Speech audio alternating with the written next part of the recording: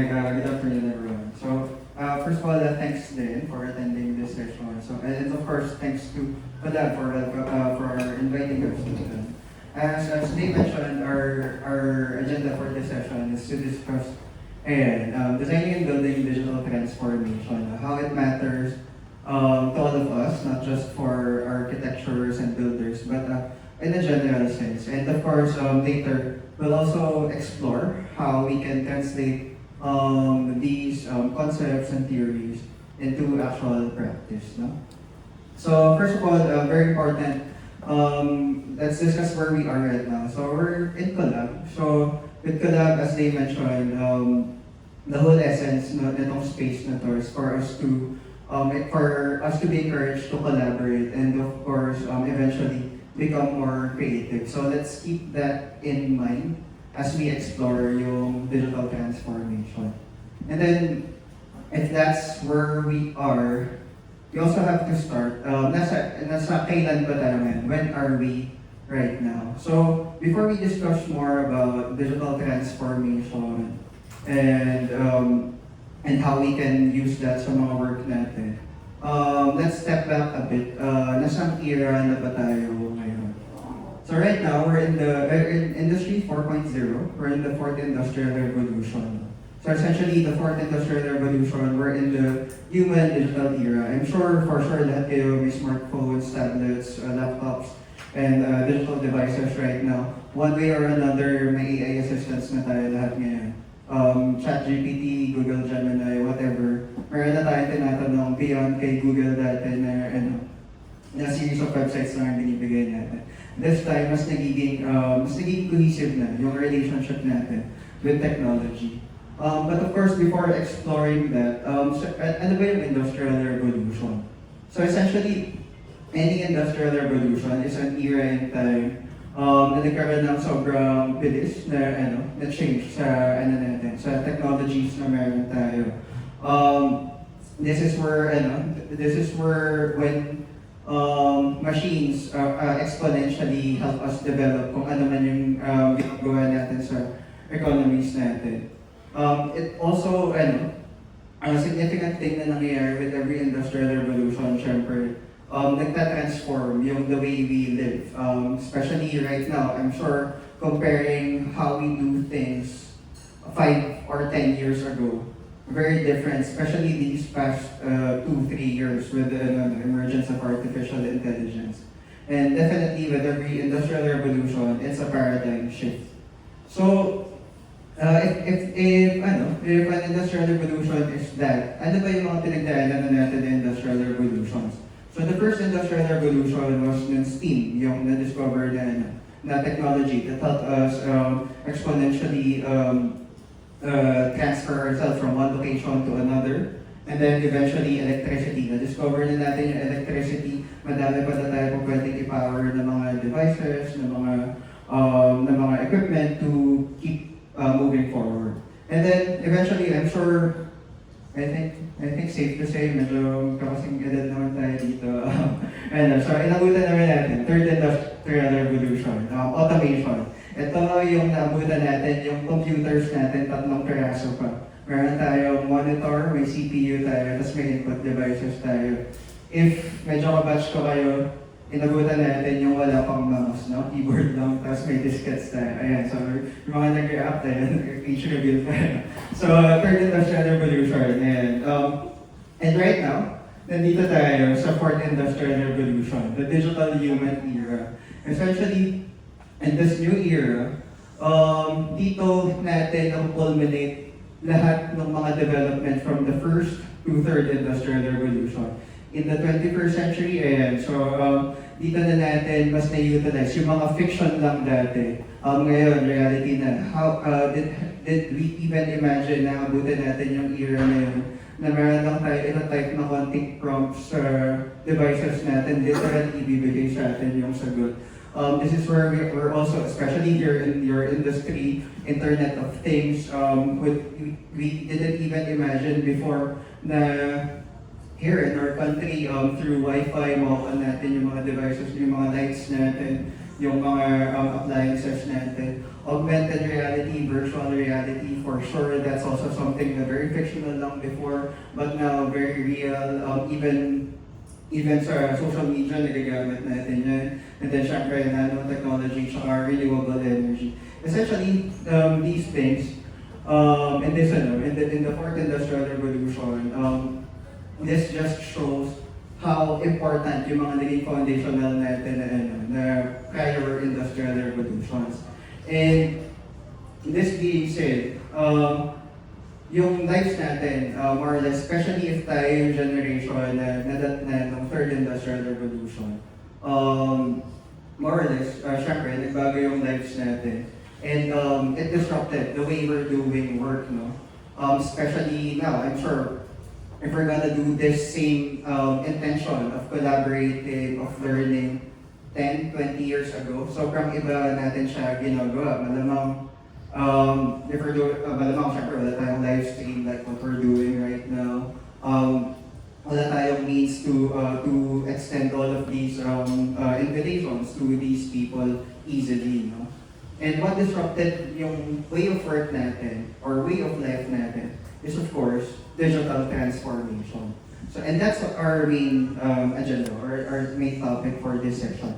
Ano ba yung digital transformation? I'm sure all of us here, regardless of our industries, regardless of our field of work or study, in digital transformation, over the past 5 years, especially during the pandemic, narinig natin yan, more or less baka sawa na tayo dyan, baka paulit-ulit na natin narinig sa lahat ng suppliers or sa lahat ng providers ng technology. So, ano ba yung digital transformation? According to ADB, ito yung tatlong terms na madalas natin napapagpalit-palit, no? Especially when someone's introducing us to this concept. Usually, ang sinasabi, kailangan mag-digitization tayo. Minsan, I guess even minsan sa mga nationwide projects, narinig natin, digitization of something ganyan. Or digitalization. It gets confusing kasi pare-parehas digital yung keyword niya. So, before we start exploring ano ba yung digital transformation, as ADB pointed out, we have to understand the distinctions between yung tatlong terms na yun. So, digitization, literally, is conversion of analog data to digital format. Again, kung magkaka-batch-ish tayo, ito yung pagka-translate yung VHS tape to MP3, MP4 format, ganyan. Digitalization, on the other hand, transforms analog processes into digital ones. So ito, minsan makikita nyo baka merong parang parallel points yung tatlo. So digitalization, essentially, kunyari, ito yung usual efforts, kunyari sa isang company, ang usual na conception yung magiging paperless na yung transactions. So, more or less, it's not necessarily digital transformation, but it's digitalization. Kasi we're just converting an analog process into a digital one with different software or hardware. Digital transformation, on the other hand, as ADB pointed out, reshapes organizations using digital technology. Ibig sabihin, digital transformation is a strategy. Hindi siya decision lang of choosing a software and saying na it's gonna improve something. Digital transformation, it applies technologies to fundamentally reshape the structure, organizational model, and strategy of an organization, even society. That's why even sa government natin, maririnig natin, maraming times yung mga different government agencies natin calling out na digital transformation yung main mandate nila. Because ibig sabihin nun, it's not just them finding a software provider and calling it a day and digitalizing yung mga processes natin. It's them and us really planning paano natin reshape kung paano natin ginagawa yung mga bagay. So, ADB has an in-depth study dito. I will send links later, pero that's a very good starting point before, especially now, 2025. I'm sure lahat tayo kung saan tayo galing. We did a lot of digital transformation attempts. Maganda din kasi right now, at least in a sense compared to the pandemic, medyo mas nagiging stable naman yung mga operations these days. Mas may chance tayo mag-review ng mga efforts natin to really understand kung saan tayo pwedeng pumunta. That being said, now na alam na natin digital transformation, and if you're an architect or builder, syempre, before doing anything, kailangan meron tayong framework, meron tayong blueprint. And one of the most useful blueprints that we admire is yung MIT's framework for digital transformation. So si MIT, back then, this is a framework we've been referring to since before we started the company, Human. So essentially, this digital transformation framework outlines ano ba yung mga essential pillars na kailangan or yung building blocks na kailangan for digital transformation. Essentially, before deciding ano yung software, ano yung hardware, ano yung process na babaguhin mo, we need to understand kung naiintindihan ba natin or we need to remember itong mga pillars na to. Number one, for sure, customer experience, how we interact, how we connect with our customers. Second, syempre, internal operational processes natin. And lastly, how we expand our business through the business model. So ito yung three main pillars according to MIT for digital transformation. We need to make sure na na-inspect natin itong three avenues ng businesses or organizations natin lagi. So ano yung mga in-explore dyan? Number one, with customer experiences, do we have processes or technologies that help us understand yung customers natin? Do we have analytics-based segmentation or socially informed knowledge natin to enhance yung customer experience natin? Number two, of course, we need to understand if we have these technologies and processes to enhance yung top-line growth natin. Paano ba natin na-enhance digitally yung pagbebenta natin? Paano tayo magkakaroon ng predictive marketing? And of course, ba natin ma-streamline yung customer process natin. And then, of course, customer touchpoints. How do we improve customer service, cross-channel coherence, and of course, yung self-service eventually as all digital tactics aim to. So, the first pillar, as we can see, na kagad, ang dami na natin kailangan inspect. So, when we inspect muna ito before going forward on assessing ano ba yung software na kailangan natin, ano ba yung hardware na kailangan natin. Minsan kasi baka ang sagot dun sa digital transformation is not necessarily acquiring a new software. Minsan pala hindi pala natin kailangan bumili. Minsan mga free tools pala, like for example, yung sign-up form natin. We're using Google Forms nung nag-sign up tayo dito. Because it didn't really require us to acquire an expensive or comprehensive na CRM because clear sa atin yung goals natin. So like with any strategy, clear goals is very important. And we're just exploring the first part ng digital transformation framework. As we understand customers equally important, how do we improve yung operational process natin? Meaning, how do we digitize yung mga processes natin? Like, how do we improve yung performance natin as an organizations? How do we add new features dun sa offerings natin? How do we enable yung workers natin, no? How do we enable them to work anywhere and anytime? So, as you can see, even spaces like this, the demand for spaces like this, lalong naging prominent, especially here in our country because with digitization, the digital transformation of a lot of companies, it showed na it's really possible to work anywhere and anytime basta alam mo kung ano yung trabaho na kailangan mo gawin. Of course, broader and faster communication and community knowledge sharing. So as we can see, that's how valuable yung ganitong efforts talaga because at the end of the day, connecting, driving community, allows us to continually learn, and of course, whenever we learn, we keep optimizing yung operations natin. And lastly, of course, managing yung performance natin. So, how do we monitor itong efficiencies sa lahat ng operations natin? How do we make sure na everything's delivered on time and in full? And of course, maging data-driven yung decision-making natin.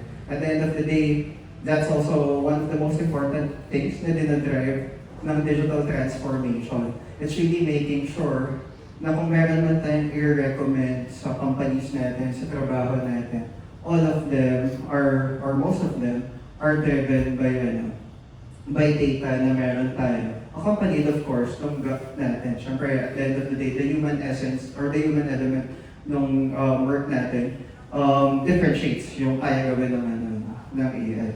And then, siyempre, as we improve yung engagement natin with our customers and improve yung operations natin, this gives us a lot of space and opportunities to improve yung business model ng companies natin.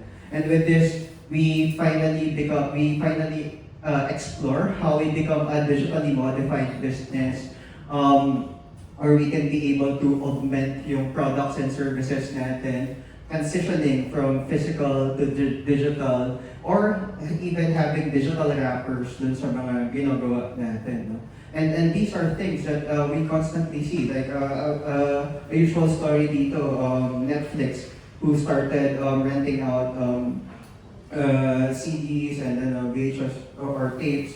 Tapos eventually naging live streaming sila. Because they understood how yung customer experiences nila, and they understood how they can optimize their operations, and they were able to really strategize their digital transformation. And then eventually become a new digital business, having a digital product or reshaping your organization boundaries. And this is where really innovation comes in, or it doesn't really limit yung space from services or products. Kasi as we saw with a lot of industries like sa transportation or sa streaming, more or less, when we exhaust yung efforts na ginagawa natin to understand our customers and optimize our operations, nagkakaroon tayo ng mas maraming space to identify bigger opportunities para mag-grow yung business natin. And lastly, of course, this enables us to globalize yung business natin. As of course, a lot of entrepreneurs dream to do. No? So according to MIT, these three pillars are very important. And as you can see, walang digital dito sa frameworks na to. And these are fundamental things na kahit hindi digital transformation yung gagawin mo, alam mo na important siya. Alam natin na important yung customer experience, alam natin na important yung operational process, and alam natin na important yung business model. And for us to pursue digital transformation through these pillars, very important yung foundations nila. So we need to have digital capabilities to do so.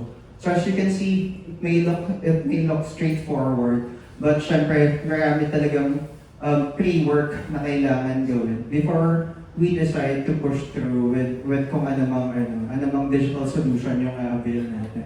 So we need to also check, meron na ba tayo unified data and processes? Because if we don't, baka mamaya we're investing too soon on a subscription service, let's say. Meron bang analytics and data capability yung efforts na gagawin natin? Is our business and IT integrated? This is also something na madalas na overlook. Minsan mag-acquire tayo ng solution pero wala pang clear definition kung paano mag-intertwine yung business and IT. And of course, solution delivery. Now with these foundations set and goals being clear, syempre, ang most important parts nitong mga pillars na to, yung humans involved dun sa series. No? So with customer experience, dyan nagtutulong-tulong si marketing natin, si support, and si sales. Sa operational process, ayan naman si IT tsaka operations natin. and of course, our business model, and sa business development and sales natin. So this is a very important, or this is a very useful framework this is something we believe na very important framework and considering yung mga digital solutions na i-avail natin. Because I'm sure lahat tayo over time, we have seen a lot of available solutions naman. But yun yung nagiging challenge usually pag magpo-proceed na tayo into acquiring a solution.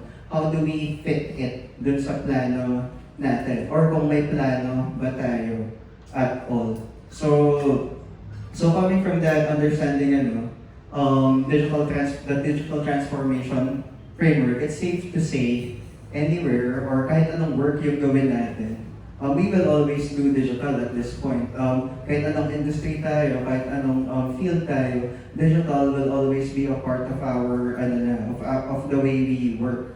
And syempre, so we live in a very nice country. Syempre, we also have to acknowledge yung mga challenges na meron tayo sa country natin. And digital transformation medyo challenging pa rin here in the country. No? As we can all see, a lot of efforts na naririnig na natin 5 years ago, parang nag-start pa rin siya ngayon. So, but we also have to appreciate na a lot of teams, a lot of companies here in our country are really trying to do digital transformation by looking for more options and choices talaga. And coming from that, we also have to understand na marami nang nagbago 3 years ago with the pandemic, with the normalization of artificial intelligence, and it will keep changing. We're in the fourth industrial revolution right now, and it won't be the last revolution. No? Most likely, kung certain hindi natin alam, baka abutin natin yung fifth industrial revolution. There have been a couple of conversations about it already, but all of us right now, syempre, we want to live today. We want to understand how we can maximize ano yung meron tayo today. And right now, we understand that all work needs digital, but digital, of course, at the end of the day, will always need human. So a lot of conversations then that happened over the past 2-3 years, yung fear of artificial intelligence replacing usual human work. But we also have to remember, yun yung value natin lahat. As human beings, tayo yung nagda-direct dito sa everything digital. So, how do we thrive in an always changing world? No? Now that we're in the fourth industrial revolution, we're in the 21st century, paano ba natin make sure na we can adapt or we can always keep changing with the world?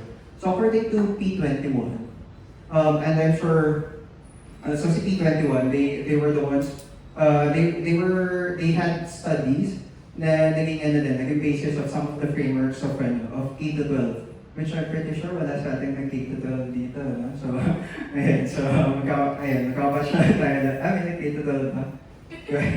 so, according to P21, kasi tayo, nung nag-aaral tayo, the way we were formed, may specialization dapat. Mamimili tayo ng path natin, mamimili tayo ng course natin. Yun yung gagawin natin.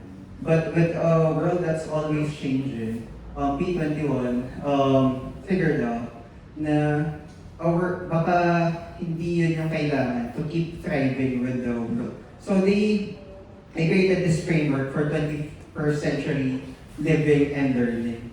So ang tingin nila, and I'm sure lahat tayo mag-agree dito, at the end of the day, kahit anong field ka, kahit anong industry ka, the ultimate goal, the ultimate skill that you want to develop is creativity. You want to be creative, you want to be able to identify, you want solutions out of the box dun sa current mindset ng fields nyo. That's how we solve problems, that's how we innovate. But syempre, yung creativity, hindi naman siya one person genius movement na nangyayari out of the blue, di ba? Siyempre, for us to be creative, we need to be able to think critical.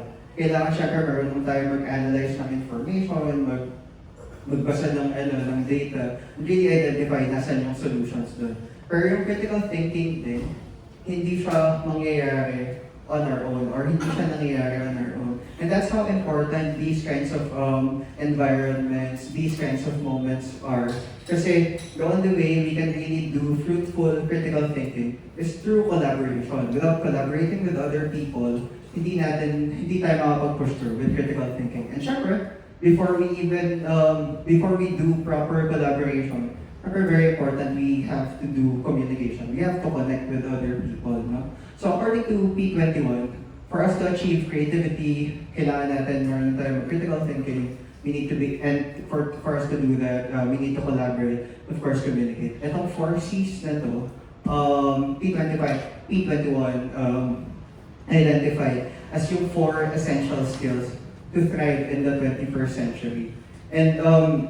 And digging deeper in communication, we need to learn to connect with other humans. Dito tayo mag-start. Without connecting to other humans, hindi tayo makakatalon talaga dun sa creativity, or we won't be able to go there with enough time.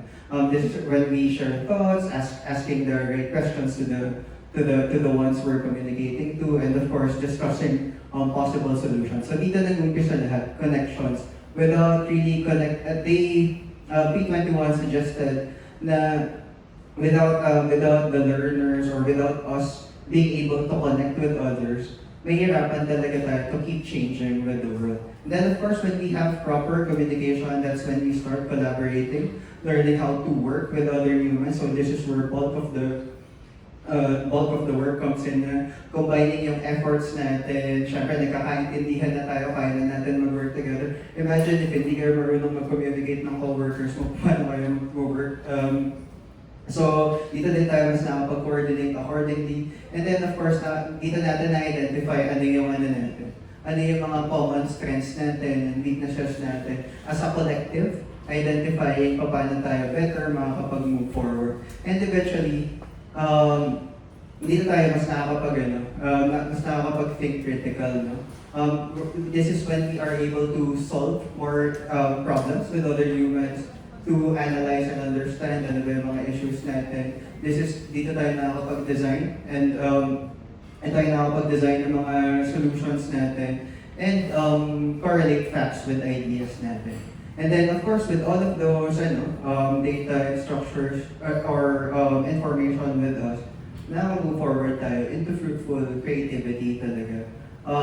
This is when we start making or creating with other humans. No? When we start building new ideas, this is when we really start thinking beyond the box and culminate yung mga efforts natin from communication, collaboration, and critical thinking. Eventually, sparking yung creativity talaga natin. So according to P21 again, these 4 C's are the important skills that we need to thrive in the 21st century. So with digital transformation being very essential, and with it being really needed to be human-centric, us managing yung mga different aspects of digital transformation empowered by these 4 C's could allow us to really keep changing with time. No? So again, the world will keep changing, pero of course us as humans, we can always keep up because that's our our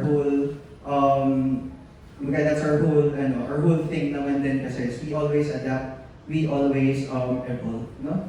And that's the whole thing about this 4th industrial revolution. Being human in the digital world is really something that's gonna help us all, whatever field we are in, whatever industry we may be in, will help us keep thriving in an ever-changing world, no? Without having to be too reliant to whatever man yung technology nung era na yun. And that's where teams and organizations like us come in. No? So with Human, essentially what we do is we help enable digital transformation with human revolution. So what do we mean by that? So as you can see, The solutions and services that we try to discover and assemble or develop with our collaborators are anchored around this four C's na yun. Essentially, yun yung objective namin. When we work with anyone, we try to make sure that we are developing the same skills dun sa mga collaborators namin, which are clients or customers namin. So number one, we do digital communication to help humans connect with other humans through digital customer experiences like social media management, search engine optimization, like how most of our customers find us, and of course, CRM or customer relationship management. For operational processes, we do digital collaboration to help humans work with other humans through business management solutions like ERP or enterprise resource planning, so an all-in-one business management tool to help organizations, whatever type of organizations, really centralize yung digital operations nila. We do also provide learning management system to keep the process of learning always available, and of course cloud services. Now, when you're doing collaboration and communication digitally, more or less you're constantly collecting data. So for sure, with these solutions, we do also digital critical thinking. So creating analytics dashboards, automating yung mga reports, and of course, consolidating data. And lastly, of course, as we covered kanina, the more we understand about the humans we work with, the more ideas pop into our minds. And that's where digital creativity comes in, where you can start building new ideas, whether it be a new website, a new platform, or a new mobile application. As you can see, as an organization, we firmly believe though digital yung requirements ng clients, at the end of the day, human revolution pa rin yung intention, or at the end of the day, human-centric pa rin yung solutions na kailangan natin dito. So we make sure that any solution that becomes part of our portfolio aims to help our collaborators or our partners enhance itong 4 C's, no? And yeah, so essentially that's what we try to provide. We provide end-to-end digital experiences. And as you can see here, yung mga solutions that we offer, the solutions and services that we offer, they try to really address yung mga different pillars or yung pillars ng frameworks of digital transformation. So as you can see here, for digital communication and digital creativity, that's how we can help address customer understanding because of CRM, top-line growth, because of let's say social media or SEO, customer touch points like websites, etc. And then of course for operational processes naman, ayan, so that's how digital collaboration and digital critical thinking comes in. So process digitization, usually ito yung nagiging first step. So we will think na dahil siya nasa first pillar, siya yung nauuna. Pero some companies, ang perspective nila, explore internal. So yung operational processes yung nauuna. How do we digitize the process?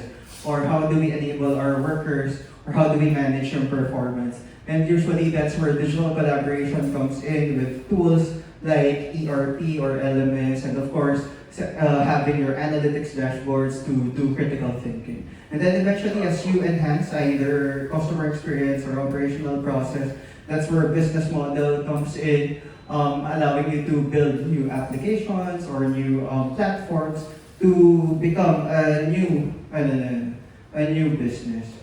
And usually, as we mentioned kanina, though may tatlong main pillars, usually ang first step na choose ng maraming organizations, especially on efficiency-based or efficiency-heavy organizations like architects and builders, is through having a centralized business management tool like ERP. No? So ERP is an enterprise resource planning. I'm sure one way or another, narinig na natin to, may mga top-tier suppliers tayo, or providers tayo like SAP, Oracle, NetSuite. So we also understood na very important to a lot of organizations, and one of the things that we wanted to do is make this even more accessible here in the Philippines. No? So ano ba ibig sabihin ng ERP? So an enterprise resource planning, essentially, it's all of your enterprise essentials in one place. Ano ibig sabihin ng enterprise essentials? Ibig sabihin, as a business, whether you're a builder or a designer, a firm, itong mga modules na to, definitely is important siya for you to manage your operations. Number one, syempre, accounting and finance. As management, as owners, without understanding yung cash flow natin on a daily basis, hindi tayo makakagawa ng full ng decisions with full confidence kung hindi natin alam specifically paano ba nag-e-effect or ano ba yung P&L natin at the day. If kailangan pa natin manghingi ng report lagi sa accounting before we even start seeing ano ba yung performance natin. Hindi tayo nakaka-move with agility. No? Number two, of course, HR and payroll. Really understanding yung humans within the organization, managing our employees, the overall life cycle, how we hire people, how we evaluate them, how do we manage their payroll. So, very important, we have tools to automate yung mga yan. And then, syempre, customers, as we covered, customer experience is very important. So, managing our customers, managing yung, especially for accounts management, really understanding ano na ba yung standing na tong customer sa akin, ano na ba yung mga previous transactions niya, ilang quotations na ba yung nabigay ko, may mga sales orders na ba sila. So, us really having dashboards to understand ano ba yung standing natin dito sa mga customers natin. Could allow us to have more insightful decisions on how we manage these accounts. Syempre, whether we're builders or architects, syempre meron tayong mga physical assets, monitoring tong mga assets na to, whether yung mga devices na gamit ng employees natin or mga demo units na pinapagamit natin. Syempre, it's very important that we monitor all of them. And usually, itong mga modules na to, you have to avail them separately. No? Meron ka separate inventory management, may separate CRM, may separate payroll or accounting software. And that's the value of having an ERP. They are integrated with each other. So the data that you have is consolidated in one place. And at the end of the day naman, you're in one company and that's what you want. You want reports that interact with each other. And that allows you to have a decision that works for the company, not just for one department. And syempre, for operations heavy, for companies that have a lot of moving parts, a lot of projects, project management tools are also very important. Being able to really monitor yung productivity, yung mga ina-assign natin kaila engineers natin, kaila designers natin, kaila managers natin, really being able to understand nasang phase na ba tayo ng project. But at the same time, hindi lang productivity yung na-address ng project management since it's integrated with all the other modules. Ibig sabihin, with project management, and I'm sure this is very important for designers and builders, we want to understand if yung project ba natin profitable at all. So since the project management tool or module is integrated with the other modules like accounting and finance, pwede natin makita kagad kung nagpa-profit ba tayo dun sa projects na yun. Kasi yung mga expenses, yung mga sales na related dun sa project na yun, connected with each other. And then syempre at the end of the day, transactions are very important. So sales and purchasing modules are going to be always useful, integrated with all of these things. So centralizing yung buying and selling operations natin should be very helpful. So at ERP, whatever brand, whatever solution you avail to, usually dapat itong 6 core modules na to meron siya because this is very essential with any operations. And especially for designers and builders, with these integrated with each other, you won't have to spend so much resources on just addressing a solution or a challenge sa isang department. No?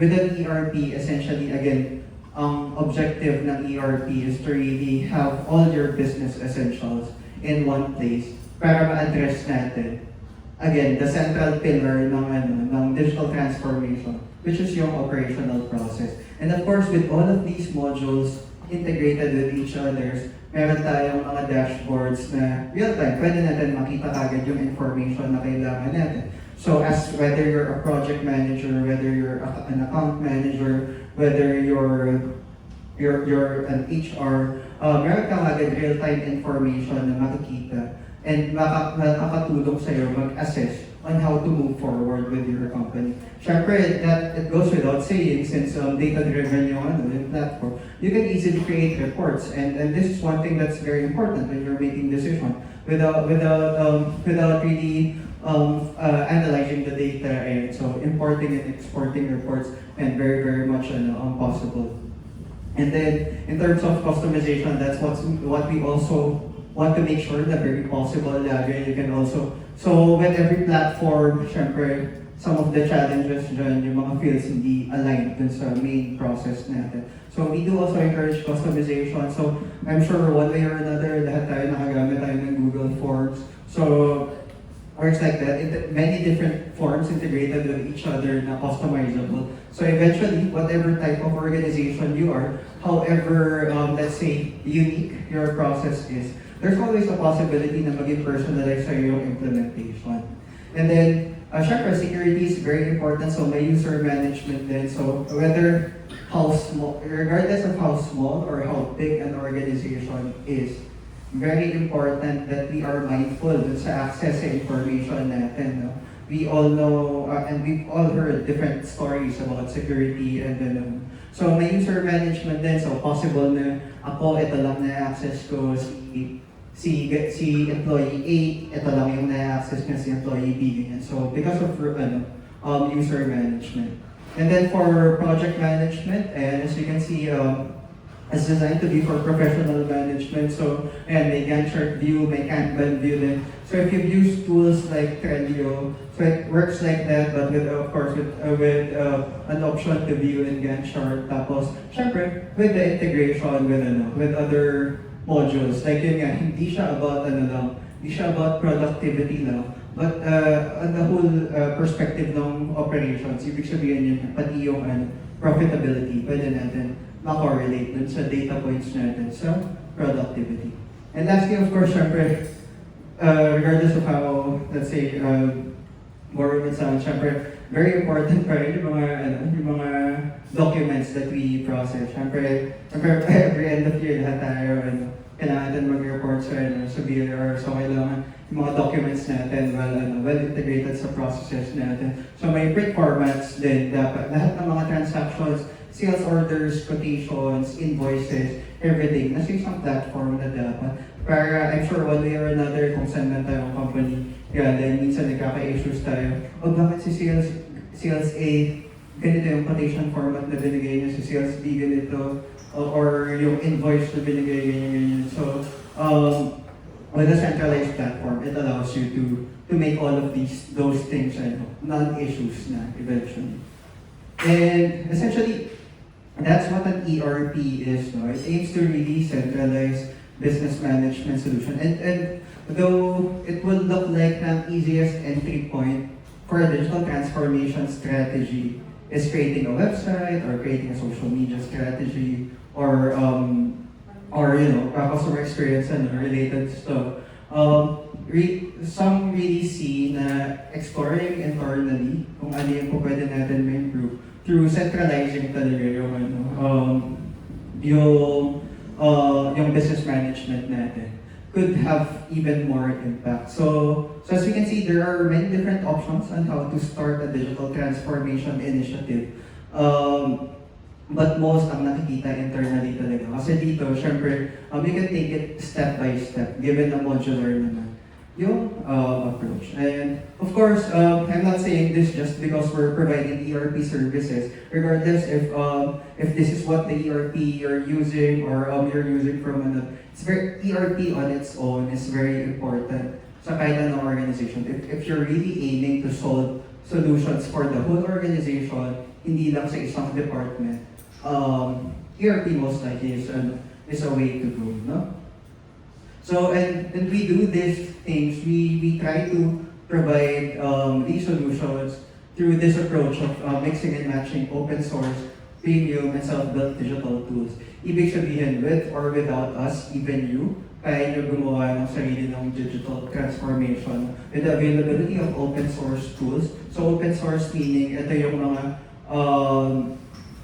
platforms or codes na available for everyone to customize and configure. So as we all see, as we all saw now, open spaces like this allowed us, diba, to collaborate and really explore creativity. And that's also the same notion naman of open source software. Open source software are sources of codes na available for everyone to customize and configure to build your own solutions. And our approach yun, now we find these different tools and combine it with tools that we made or tools that we procure from other suppliers and package them to deliver such solutions. And we think the same approach could be very useful for any organization with or without us. So mixing and matching open source, premium and self-built digital tools allowed us to allowed us to really work with a lot of companies already building many different digital transformation solutions with these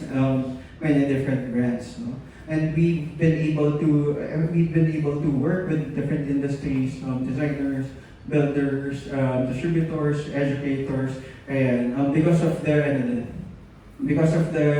diversity of the solutions that you can assemble with that approach. No? And over the years, we've been very fortunate to have been able to deploy many different types of solutions. And ERP is just one of the different things we were able to build. Definitely learning management systems, websites, campaigns, many different and even customized solutions. No? And that's because our mission has always been the same here at Human. No? So at Human, our mission has always been, since the day we started, to help humans achieve their goals with human-centered digital experiences. And by human-centered, especially here in the Philippines right now, we mean affordable and accessible digital transformation to help more organizations here in our country to achieve their objectives, without having to spend beyond their capacity. And yeah, since we started around 2019 now, just a few months, literally a few months before the pandemic. But despite that, we worked really, really hard to have already deployed more than 300 projects since then. And for sure, we're 100% Filipino-owned. And proudly, part of our advocacy, 20% of our net profit has always been dedicated to non-profit education. So initiatives like this definitely in-open sa amin. It goes without question, din kami kagad, kahit hindi pa sa amin ikwento kagad lahat ng details. When such efforts like this to collaborate, to learn with other people, it's always going to be a yes for us. So since day one, that's always been our commitment. So that's Human Design. And I'm sorry, I need to introduce our company lang din talaga.